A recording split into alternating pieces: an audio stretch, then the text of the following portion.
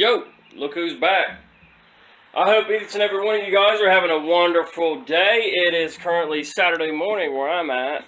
Well, Saturday afternoon. But it's kind of like morning. I think once you work a second shift job, you kind of never bounce back from that. It kind of takes away your early bird. Kind of whatever. Anyway, I'm doing something today, guys, that has been necessary for a long time now.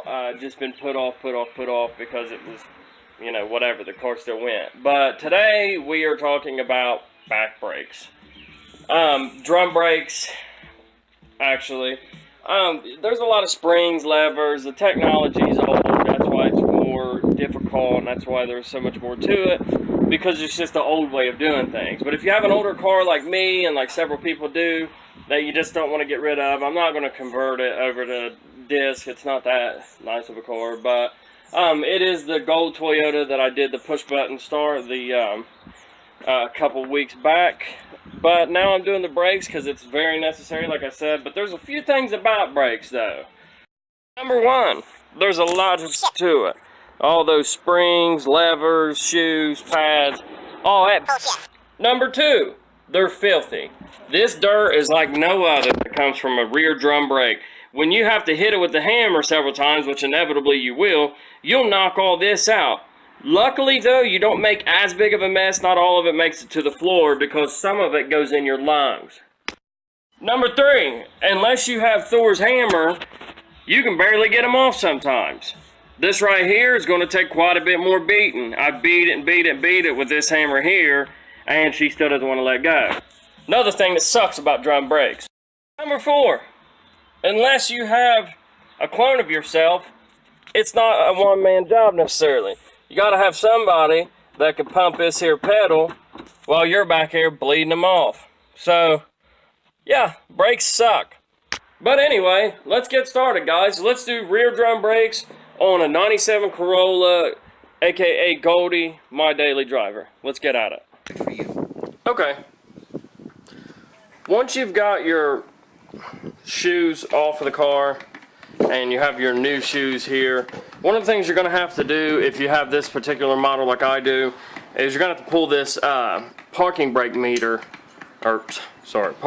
lever off of the pad, because it's actually attached to the pad, and it has, I don't know if you can see those or not, try to get my light to work. It has these little C-clamp like, let me grab a light here.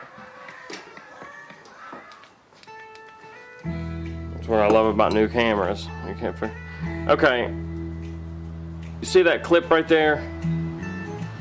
All you gotta do is just pop that clip off, and then there's one on this side here as well.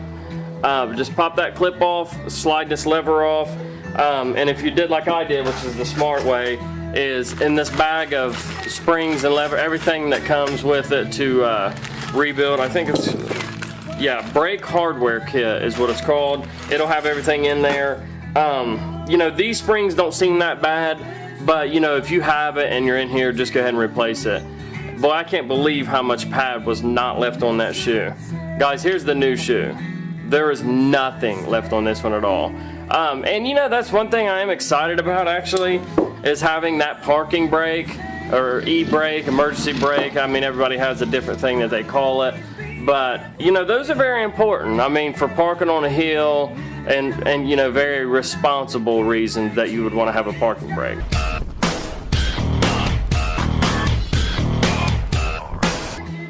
I think you guys know a few.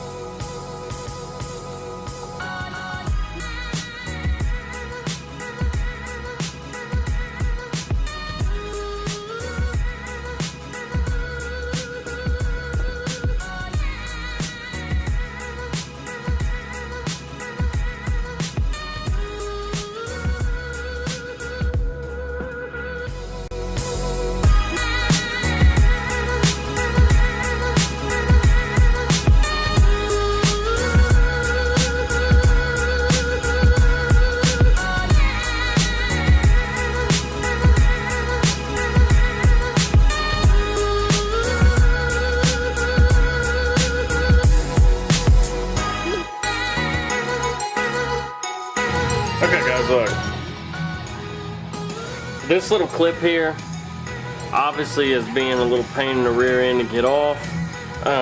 So what I done was I looked in my bag of parts that I bought to make sure that it come with new ones, and it definitely does right here. I don't know if you can see those or not, but there's some in there. So I'm not gonna be so precious with this anymore. I'm just gonna break it clean off. No more than twice.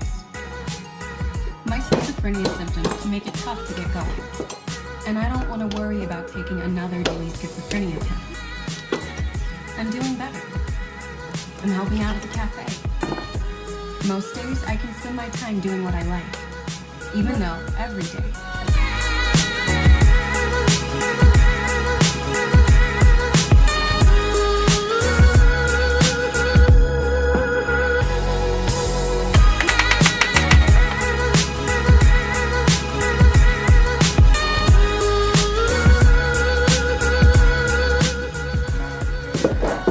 well, I'd be lying if I said that that wasn't kind of concerning, how tight that went in there. I mean, obviously it's where it goes. It's kind of stiff, as you can see, you know, it's rigid, but maybe it'll work itself out, which, I mean, this is kind of good because, you know, this is the adjustment part, and this is what a lot of brake trouble stems from, is the adjusters overwork, and the next thing you know, your pads are too far out, they're sticking, and then they're heating up and just ruining the pads completely. But anyway, I got it in there and it seems to be moving pretty freely now. What I think they coat these things almost like a powder coating to preserve them. I think, you know, that powder coating or whatever they put got down in that hole and just made it just a little bit tighter. But we'll keep it going.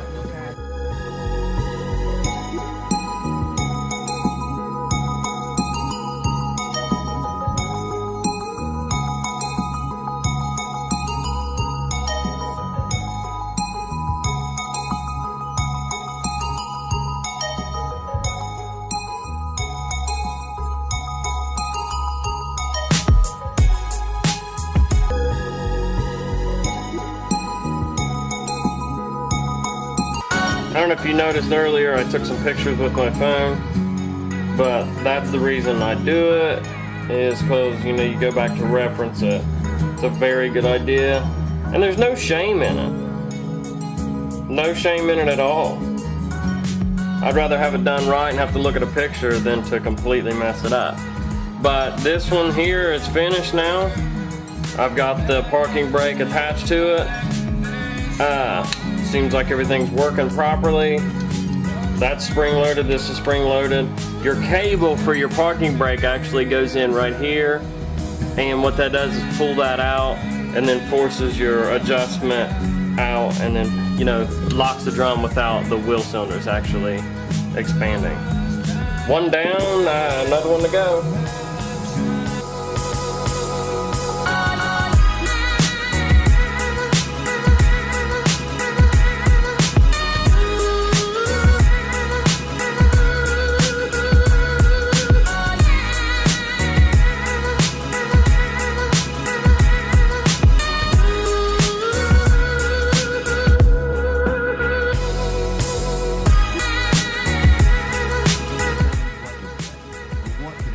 You know, of course I'm running into the same thing with this one. This hole, I don't know whether it be coating or what's on it, but it's actually causing me some issue getting it in there.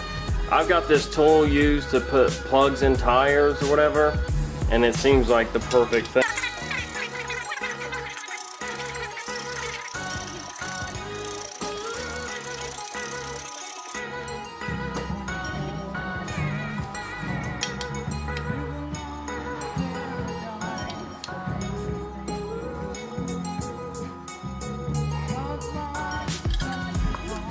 Plan B, we're going back to the hammer.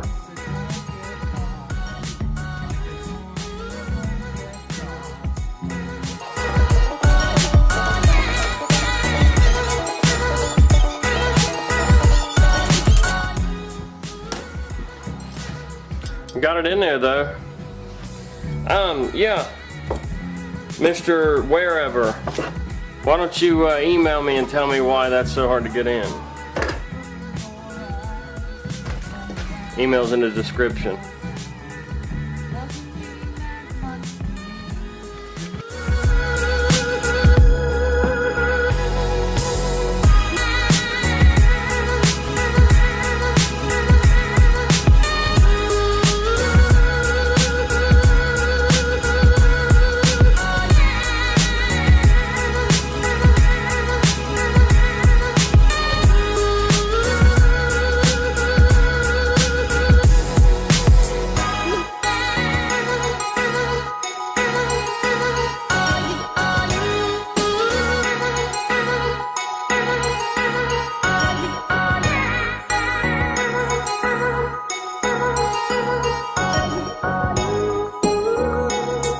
Now, I'm sure this part can be debated, because I'd say this is like everything, you know, I'd say everybody has a different opinion on how you're supposed to do this.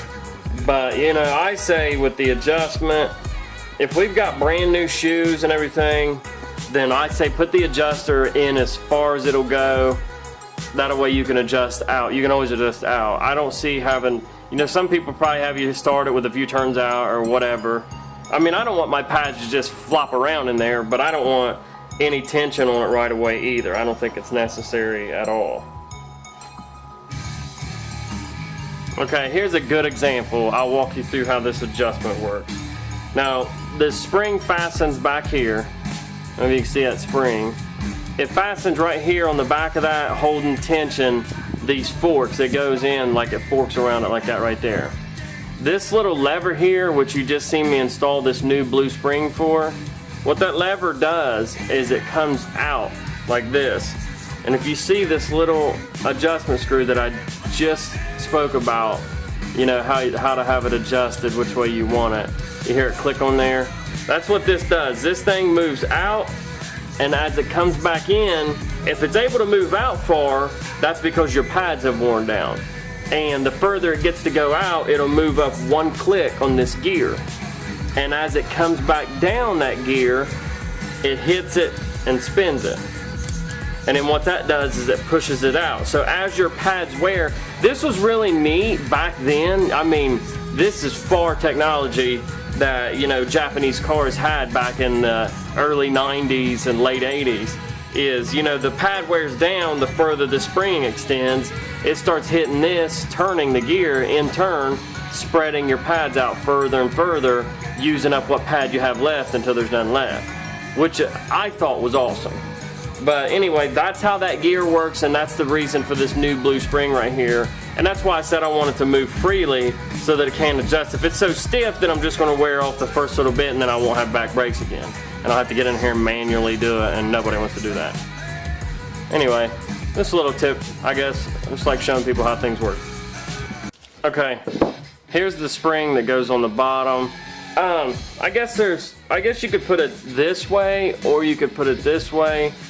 And honestly, I think that, you know, just to keep it uniform, the fact that this spring hooks on this side, then I think I'm just going to do that same thing and just hook it on that side. And yeah, that's pretty much it. It's not going to stay, you know, perfectly uniform because it's not in there yet, but just to show you guys where every spring goes, I may have to take one of these off in order to get it to set into the drum just right. And then you have these little pins here, and well, this actually already has a spring in it. I'll show you right here at the desk before I go over there. The main holding points on these are actually right in here. These holes are what hold them in place, and that's what it pivots on, you know, so that it can open and close. But what holds those in are these here. Doesn't seem like much. Looks like an old, like a roofing now or whatever. But it has this sort of design on the front of it that it's like a locking or whatever. But it goes from the back side of it. This slides down over it. And of course that's what holds it on there, is the back of the shoe itself. And then it's just got these little guys. And these things here just press down. Oh, come on, focus. Come on. Ain't that something? There we go. Anyway, yeah, you see how that goes over that? It fits in there that way.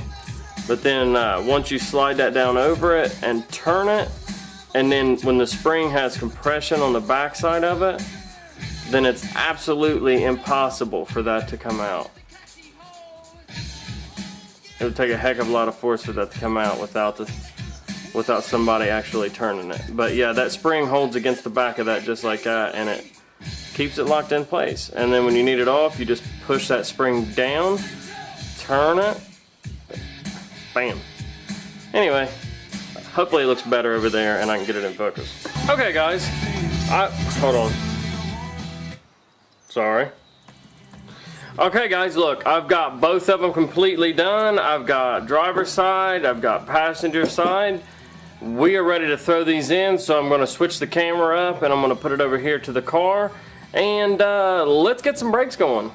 Okay, unfortunately my local parts store didn't have any of the wheel cylinders in stock or the rebuild kit.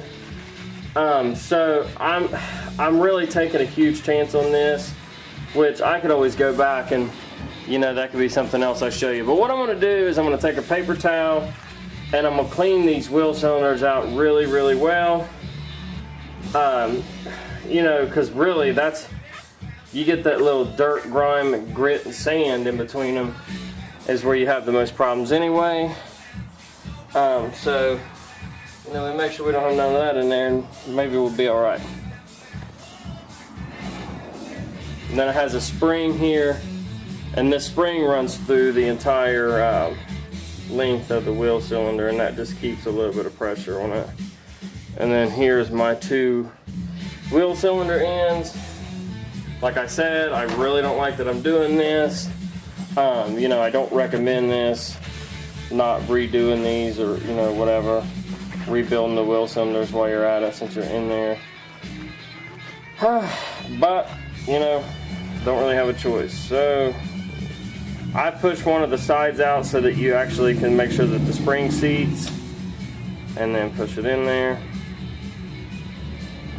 Make sure it's straight up and down. And it's weird, it's almost as if this side had, you know, had more exposure to something, because this side here, it's just the boots themselves have dry rotted out more than anything. And that's really all it is. If you guys are familiar with what a CB joint is, or constant velocity joint, they have little boots over them, and they're just like protective boots. They really just keep, you know, dirt and stuff out. It doesn't really pertain to whether or not it seals, because the seal itself is actually right here. The seal itself is actually on the cylinder, or the brake piston itself. So that's where the seal is made. This out here that looks like garbage is just, like I say, a dirt protector, just something to keep the dirt out from getting down in here. So let's just say it looks worse than what it is. We'll just leave it at that. But now that I've pushed that other spring, or pushed the spring into that other side of the cylinder, now I can push that cylinder in as far as it'll go and make sure that my spring seat's in this side, and then push it. You'll feel this side come back out a little bit when you do it, and put what's left of this rubber boot back over this, which you'll spin it a full 180 degrees in order to make sure your entire boot goes on. I'm going to put my 2 pins in that I showed you earlier. For each one of them, you got 1 pin, you've got 1 spring, and then 1 locking tab for each side. Well, each side of the piston, not each side of the car, but each side of this, you know, one brake setup.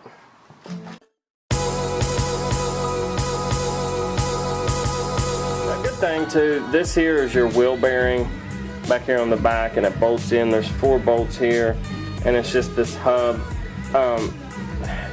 If you can grab it top, bottom, you know, opposite sides or left and right, and kind of just wiggle it and see if it has any little bit of play in it, and that's a good way to tell if your wheel bearings need replaced.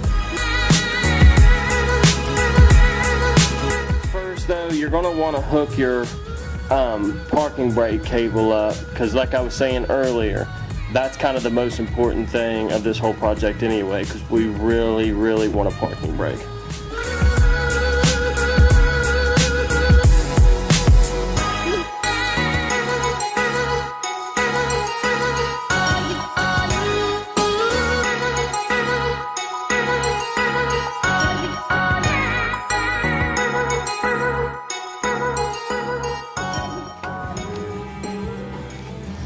See how that went in there? And you got to make sure your spring to the cable stays on this side of it, and then this ball on the end of the cable actually stays on that opposite side, because if you actually wedge this spring into here, it'll cause a lot of complications with it.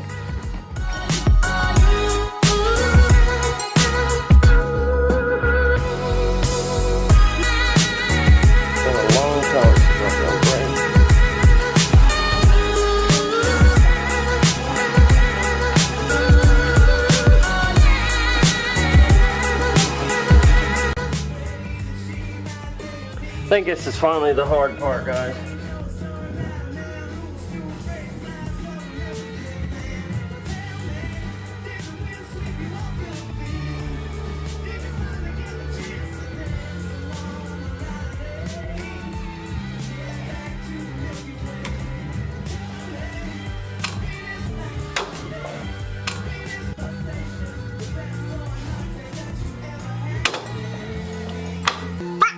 Okay guys, we got it on there.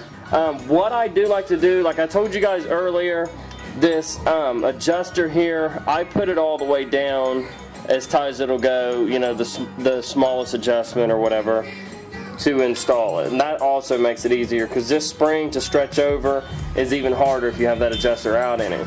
But what I'm going to do now is I'm going to take my drum and I'm actually going to put it on, and I'm just going to like take it off and on and figure out where I think I need that adjustment. And well, I adjusted it out a little bit. I didn't think it would be too much, but I tell you what, I'm probably the realest channel you guys ever see. But anyway, this is how you can turn that gear and adjust it down. Alright, that's seating in, that's seating in. Yeah, because I'm on camera and you actually see it.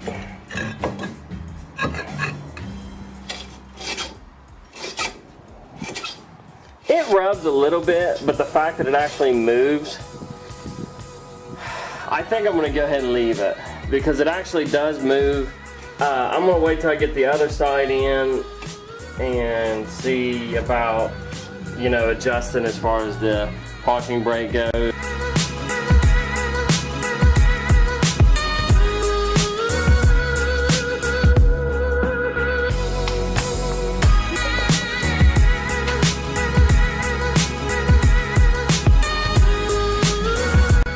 Guys, let's move to this side.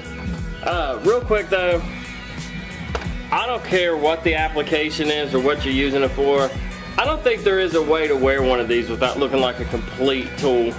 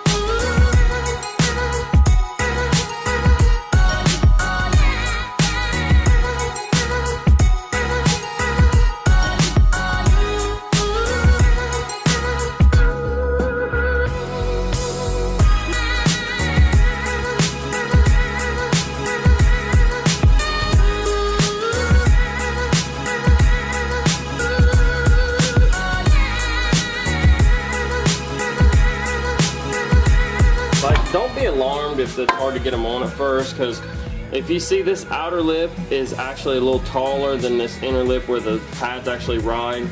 So it is kind of hard to get them over them at first, but once it goes over them, you know, it will slide in there. You just got to make sure your notches are all in and everything is in where it's supposed to be.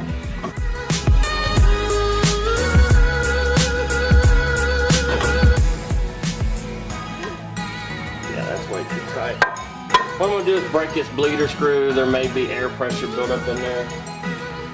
Not letting the pads go all the way down.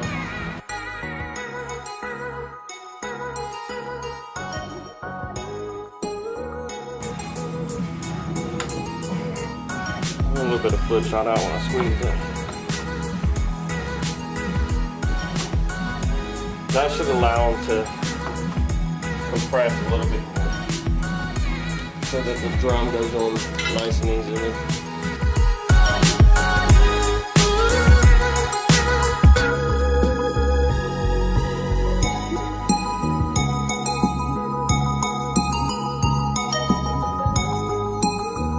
One thing I do want to see real quick, I'm going to pull the emergency brake or the parking brake and set both my drums locked up.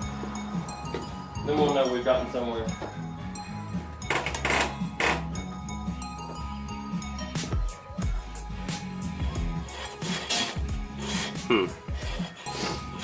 That's disappointing.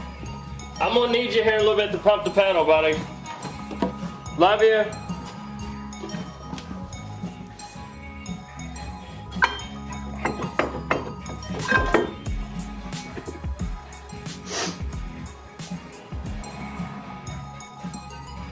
Yeah, these are gonna have to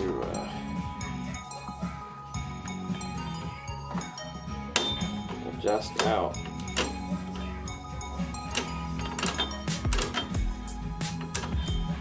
Okay, I don't want to adjust it out too far. I want the drum to still be able to do one.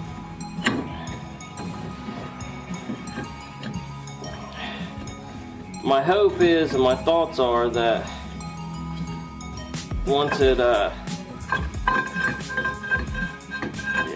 I think I got way further than that. Once I get it in there and get it actually working, then, you know, they will kind of adjust themselves out. I just don't know how long that takes.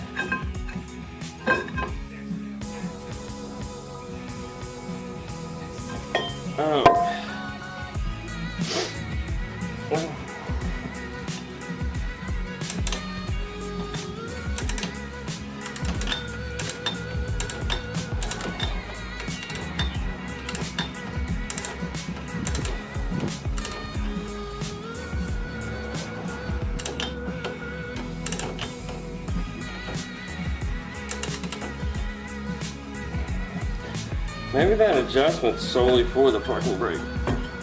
I don't know. Because it doesn't seem to affect how it goes on.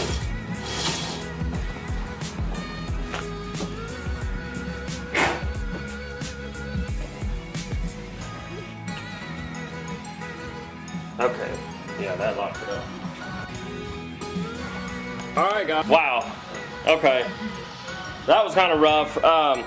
What I did was I put some nails in the line. There's actually a distribution block right there on the firewall. I've never seen anything like this. I don't know if it's original Toyota situation or not, but every master cylinder has a front and a back line usually. And usually what they do on all the cars I've worked on personally is the front line from the front reservoir goes into a splitter or a block and splits from the front and the left, you know, the driver's side and passenger side front tire. And then there's the rear line that splits off into two and goes to the rear tires. This car is like nothing I've ever seen before. The front line comes out and it goes straight into the driver's side front tire. And that's it. That's the only thing the front line of the master cylinder goes to. The rear line goes into a distribution block that splits off to the passenger front tire and to both rear tires.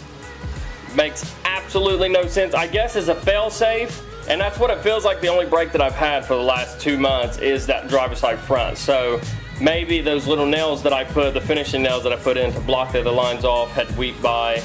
and put air in the line. And because literally, like when somebody stops in front of you in a hurry and you hit the brake, it feels like just the driver's side front has locked up.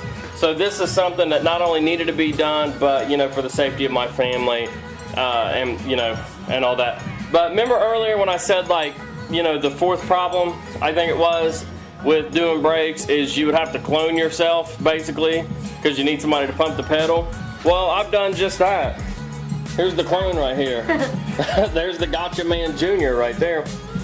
He's gonna actually pump the pedal for me, and we're gonna bleed these brakes because I'm completely done. We're gonna see what they work like. You're gonna scoot up. Okay. Push it 3 times. No, harder than that. You gotta push 1, 2, 3, and then you'll hold it down on the first, like that. And then once you hear me say okay, then lift it up. All right. So good hard pushes. Let's try it one more time. Continue that. 1, 2, 3. Oh, is that up? Okay. 1, 2, 3. And then you'll wait until you hear me say okay. And then, yeah, just like that.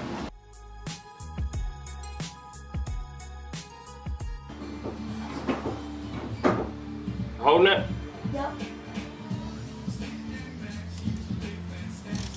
Alright. Okay, let's do it again. Got it? Yep. Alright, let's do it one more time on this one. Hold on. Okay, we're getting good flow back here. Okay.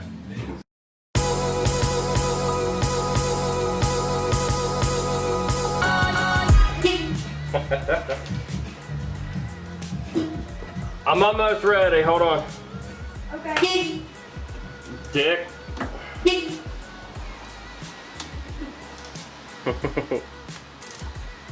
Okay, pump it. Pump it some more and then hold it. You don't have to be so rough, but you holding it? Yep. I got what's on. Okay. Don't let go. No, hold on. Now you can. Do you feel it go down? Yeah. That's good. Okay, pump it some more. Ready? Yep.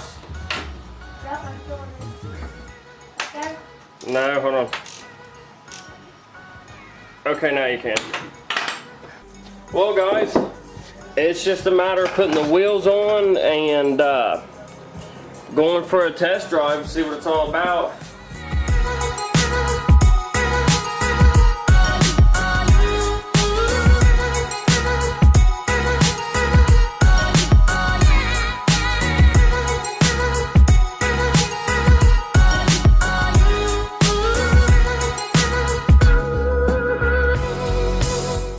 Man, guys, I'm so excited to take this thing for a test drive. I've had it for so long and haven't had any rear brakes at all. But it's on the ground. I just got to move the old Cavalier out of my way there. That's the one thing that sucks about this driveway, guys. I mean, I'm not complaining because I have my own garage and I have everything that I've always wanted. But, you know, we have one driveway, 3 vehicles. It's very difficult. A lot of musical cars going on out here. But I'm going to head for a test drive, see what this thing's all about.